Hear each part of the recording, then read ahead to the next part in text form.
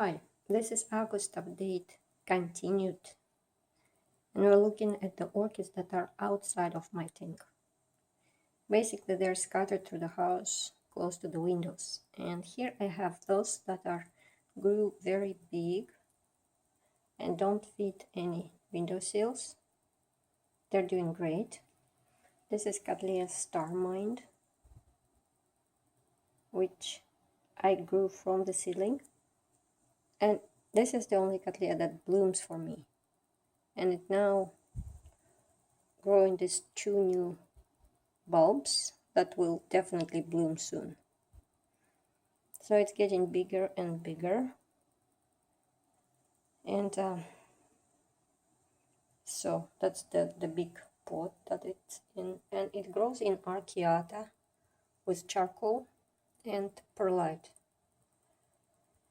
I wanted to repot it this year, but I decided just not to touch it. It is pretty dry mix that it has, so I need to water it pretty often. But she grew into that pot, so I'll just let it be. I don't want to repot it. So that's Cataleya's Star Mind, and soon we'll see the blooms. And here beside is Maxillaria tenuifolia. It is getting pretty large too. It used to be large, then I broke it into pieces. And so I left one piece for myself, and that piece now grew into this plant. So it's really fast growing orchid. This is my second orchid area. Near the window, I created this do-it-yourself shelf, which is luckily hidden by the couch, so you don't see the actual shelf. And this area gets sun from the morning, so now it's like starting, and it stays here until about 2 p.m. so it's the morning / midday sun here. I keep here Neophyneteas that require lots of light. There's Kinkujaku and Sekirei, and I put new Bene Yugi here. I'm not going to focus on Neophyneteas in this update because I have too many. I'll create separate Neophynetea update. I don't want to make this video too long. But here also are my Cataleyas, my poor Cataleyas. This one is Lodigazii, and I think it's trying to grow the bud inside of that sheet, but it dried out. I can't figure them out, but at least it's trying. So I always complain that Cataleyas don't bloom for me. This one is trying. So I put them into moss and clay pot because I thought they were too dry in the bark. And we'll see if it happens or not. She was in a tank for a while, but then she started to exhibit those spots, and I thought that tank is too humid for Cataleyas. So I took them away and put it here because it's the probably brightest direct sun here. And I'm watching. Maybe we will see the bloom, maybe not. Lodigazii alba. Here beside I have Cataleya leopoldii, which I was repotting and broke into 2 pieces accidentally. I think it's rotted through, and so it's probably not gonna do anything for a while. And here beside is Cataleya Walkie Rihanna semi-alba Kenny, which is actually a hybrid of Walkie Rihanna. Now this one blooms. This one blooms for me, and it grows nice fat pseudobulbs. So I think maybe next pseudobulb will see the blooms on this one. And one more orchid. There are lots of Hoyas here, which will get their separate video at some point. But this is another orchid here, and it's funny. This is Angraecum longi calcar, ceiling because it's a huge orchid actually. And it was sitting in a tank doing nothing, absolutely nothing. Not even growing roots, or very scarce any roots. So I took very small clay pot and put it into moss and put it on this window, and it produced me lots of new roots. See, they're starting to get out from there. And now it started new leaf down inside. So I guess it likes it here better than the tank, which is strange. But okay, whatever. I'll keep it here. So I still have space here, and I'm thinking maybe I should buy a couple new Cataleyas. Like if I would be able to see plants that are big and healthy and try that, maybe I will be more successful with them. So I'll see in the next show. Now here's another window with some orchids and cacti. So this one is my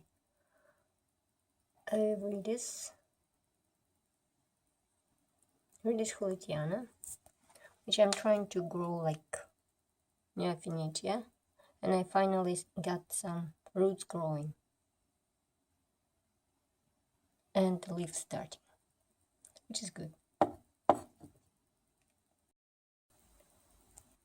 And here are some more Vandaceous in a moss. This one is Pandas gigantea. Don't even know why I got it. Probably will not bloom in my lifetime. It's a seedling. And this is Vanda lamellata kalayana. It's a seedling that I got from clouds, and for 2 years it did nothing except rotting roots. But in this Neophinitia setup, look, the roots are roaming and the new leaf is growing. So it likes to pretend to be Neophinitia. And here are 3 seedlings of Vanda tricolor alba or flava. They're like white with yellow dots.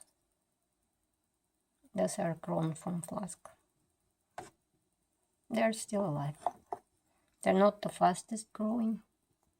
And they got some problems with leaves rotting from the beginning, from the flask. But I'm keeping them alive, which is good. And finally, my biggest out of tank area, where I grow mostly Vandas and some of the mounts. They're just watered, so they're wet, kind of. And I'll start with mounts on this wall here. They are dendrobiums and some albophyllums. So these 2 dendrobiums I bought from Tension Gardens, and they're similar. And the reason I bought 2 because I couldn't decide between 2.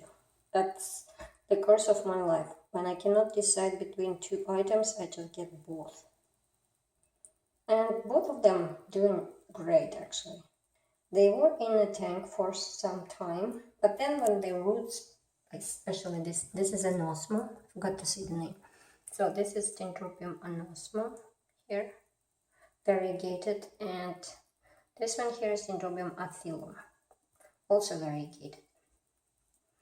So I like that aphyllum has roots that are very, not to say disciplined. They're mostly staying on the mound. Like very few of them extending out of the mound. And so they're like easier to handle, this mound here. And I also like how the growth is more pendulous. See, it kind of drops down in very graceful way. That's a phyllum. Now, anosmum is more straightforward, and the roots are pretty unruly. They grow into each direction instead of staying on the mound, which does make sense to me. I mean, mound would be better, right? So I took them out of the tank because it's easier with these roots here. I don't break them much here comparing to tank. So now they're growing on the walls and everywhere. So these plants will get winter rest here, and I think I will keep them here forever. And in a time when the winter comes, my dendrobiums from tank will join them here somehow. Maybe on the window sills and maybe some more hanging on the walls here. So this will be my winter place for dendrobiums. Clockwise, there's Bulbophyllum eberhardtii, which bloomed this spring, and now it's growing 2 new bulbs. One went in the corner there.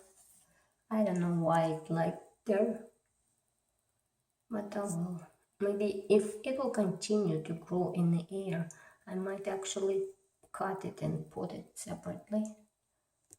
We'll be cutting propagation because I don't know, because there's not a good space to grow in that dark corner.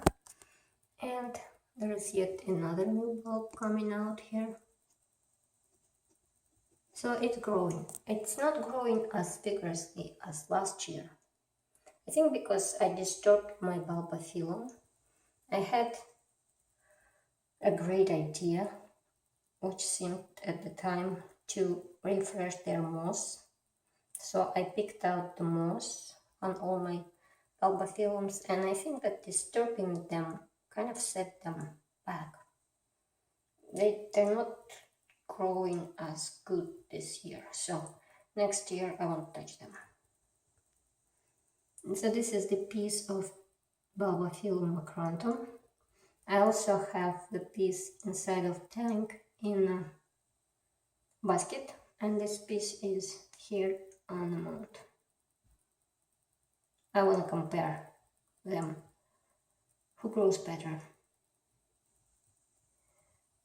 This one here is Arangus biloba, which I moved out of tank because it did not bloom this year. In a tank, warm and humid, it spent a year in a tank and then didn't bloom, but it did produce me keiki right there. So this year, the winter time, it will spend here, and I hope next year it will bloom, because it was here before and bloomed. Obviously it needs the winter cold or something, maybe difference in the light even, but since it already bloomed here, I think it will be good here.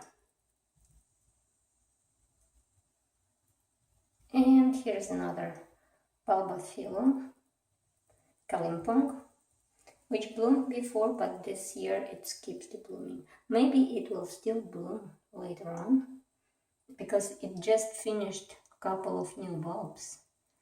So maybe it will bloom in the winter. I don't remember when it bloomed, what season. But right now I don't see any signs of spikes. It's growing well though. The new leaves are coming out clean.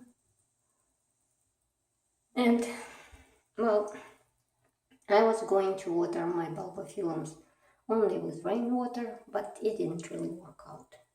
It's too much hassle, so they are getting hosed from tap, and I think it's fine, because see that there's no, it was probably fertilizer. I switched fertilizer, I abandoned MSU, and well, there's no problems now on the leaves. See, they're all nice and clean on the new growth. So I think tap water is fine. Neophinetias and window sills I skip for now. All of them have some progress to record, and there's just too many of them. That will be a separate video. And catasetums you just saw recently. I did catasetum update. They're growing and they look nice. Now the Pandas. So they look pretty weird now with little tea bags with the slow release fertilizer. I think they like the fertilizer that I use for them now, because what I noticed, the roots don't get black tips anymore. Before, new roots would start, and after some time they would get little black tips, but now they continue to be green and growing. What changed? I changed fertilizer. I abandoned MSU and I'm now using the liquid fertilizer of Dynagrow Orchid Pro. And also I have added these tea bags a couple weeks ago, and they're still fine, they like it. Actually, with these tea bags, I think even more new root tips popped out on the roots, in the roots area. So this is my Rihanna, which bloomed in the spring, and now I think she's working on the roots. There's lots of roots there growing. I think maybe I should have given her a bigger pot, but I don't want to touch her now. Maybe next spring I'll see. I can always squeeze them in because they're inside the pot, there is still room. So I'll be just guiding the roots back inside the pot. The leaves are growing nice and clean. That's Rihanna. Now this one is Wanda Mimi Palmer crossed in Cygnus, which has these splotches on the leaves, which we think is nutrient deficiency. There was a video about her. That's how I got to these tea bags. Now, it is pretty strong plant now. See, it's growing nice roots. It's growing new leaf. And I will be watching this leaf because now I'm trying to fix this nutrient deficiency with these tea bags. I also bought calcium and magnesium supplement. And so we'll see if these new leaves will come out clean. Unfortunately, I don't think the old splotches will be fixed by all these manipulations with supplements. But as long as new leaves will grow clean and it will be able to bloom, I'm okay. In time, it will probably shed those old leaves anyways. And for now, I need to learn to live with it. The next one is Pandas lata, which is lazy plant, fat and lazy.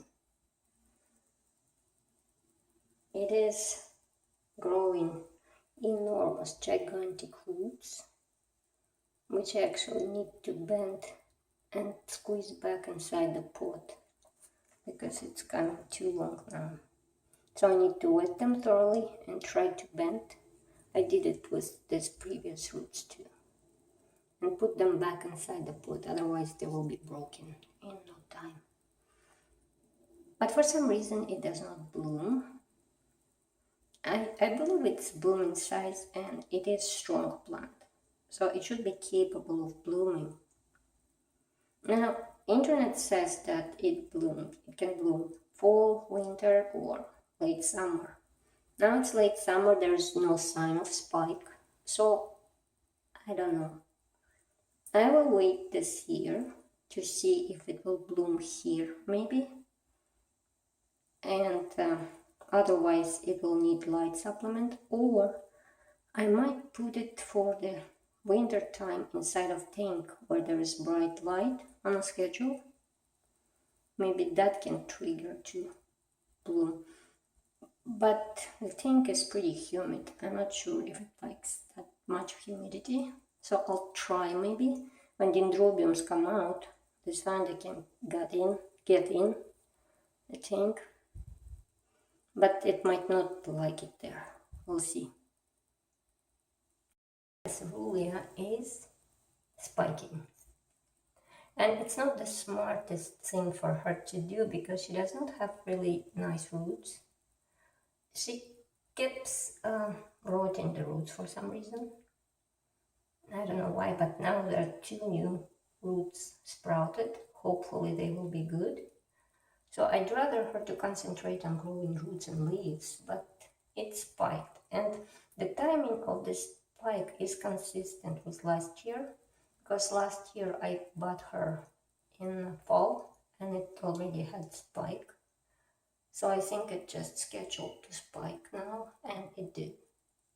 So this is probably the easiest to spike orchid species.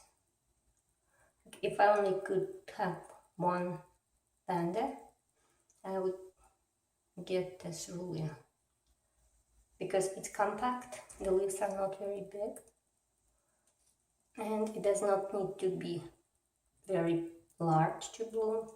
And see, it's, for me, it's spiking next year, so it's not hard to bloom in this home condition in winter short days in Canada.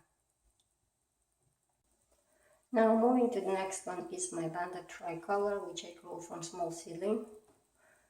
It's growing new roots, new leaves.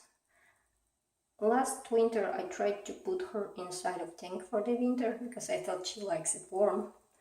But for some reason it started to rot the leaf tips. So I'm guessing it didn't really like the humidity maybe. I took her out. Now she's here and growing. Up in the front I have this Vanda scandens, which rotted all the roots right after arrival, because I think it was imported plant with the roots that came from overseas. They're usually not very good. So it rotted all of them, but now, see, there's lots of new roots coming out. I think it will be okay if they continue to grow the roots. I noticed my Vandas, even during winter, they continue to grow the roots. I think it's probably not too cold here, and I continue to water them. So this is Vanda scandens growing. The next one is Rincostalis gigantea orange, which doesn't do much, just growing new leaf at a time. There's some roots which are covered in algae and I don't know how to clean it. It is a slow plant, doesn't do much. It is blooming sized, I guess, or maybe it's large seedling, I don't know. Now these 2 plants I got as seedlings from Clouds a few years ago. This one here is Nelly Swasti, which is cross of DRA and Insignis. It's in a basket and it's doing well in the basket. It's growing some new roots. It has that tea bag that everybody has. It's not very fast growing Vanda, but it's healthy. The leaves are healthy. Actually, all my Vandas have healthy leaves, except of that new Vanda with nutrient deficiency. So I think my fertilizing regimen is okay. And the second one is DRA crossed with Limbata. So they are both crosses of DRA, which I like because it's kind of similar to Denisoniana, the flowers. But I couldn't find Denisoniana here. So this is a primary cross of DRA. That's why I got them. I don't know when they will bloom. There were seedlings. Now I think they're pretty much, you can believe, it's large. I think they're blooming size now, but I don't know how large do they need to be to bloom. And so I let them to fill those baskets with roots, and then I will be worrying that they're not flowering. And on this shelf is Panda color, which I got together with my flask. You know that flask Brunei Ganjo I got from, oh, I forgot the name, Heng Duan Technology or something. They visited Ottawa Orchid Society and I pre-ordered stuff. So this Panda color was among that pre-order, and it actually grew me 1, 2, 3 new leaves. Again, it was imported plant and the roots are not good usually here. So, and now she's growing me new roots. That side has lots. Now this is not good. So I will need to focus. I will need to guide them back onto basket. Because it's not hanging, it's standing, so eventually they will break. But the plant is doing great, I'm happy. It is probably many years from blooming, but it's alive and growing. Now on this side I have Bulbophyllum lacinatum, which I received from Quetzal. And again, I disturbed it this spring and I actually broke it accidentally. So those are the broken pieces which are producing the new bulb, so it's not that bad. I think it's probably even good because now it will make it more bushier. And this is the last bulb that was growing. I think it's the biggest from all the plant. So the newest bulb is the biggest. So I'm not sure, maybe I can expect flowers from this bulb. This big one. It's healthy. The leaf is nice and green again. So it's doing good. I wish I didn't touch them in the spring. Old moss, just let it be old moss. But I did. That's a lesson to learn.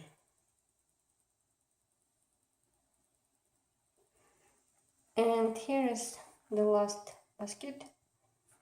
These are my 3 Vanda tricolor seedlings that I potted into one basket. Those are the from flask. And so I'm hoping for a huge 3-headed plant of Vanda tricolors with lots of blooms in the future. In 10 years probably, if they survive.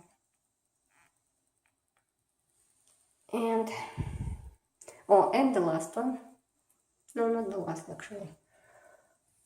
Here is the Dendrobium Pandas, which used to be in a tank, but then all these things started to grow too high into the lights. So I removed the cages that were hanging on the bulbs, but the plant, it's having yet another another new bulb started, so I decided to keep it here. I mean, I have another dendrobiums here that are growing. Probably this one will be here. Okay. And one more Vanda in a neophenicia setting is Vanda Javierae, which is very slow, very small, but it's alive and growing. I think there's new leaf appearing now. For the main feature of this place, which I left for the end, there are the buds that I patiently waiting to open. And I think light doesn't shine correctly, so I need to move it. One sec. Okay, so I moved it here, and look, I have 6 buds that are plumping out to bloom soon. I think this one already starting to show the colors. So this one is Trichoglottis philippinense. I think it's variety brachiata. It's the fastest growing plant in my collection. It's like, now it's getting really big and long. I'm treating it as my panda. Got tea bag too. There are 2 cakeys growing. And now I got some buds. So stay tuned. At some point, it's hard to see. The sun is weirdly. Yeah, so I wanted to say stay tuned for the blooms to appear soon, maybe next weekend. I'm very excited. That's something new that I'm growing. And it's blooming. Almost. And I think that's the end of my update on my orchids that live outside of tank. Thank you for watching and have a nice day.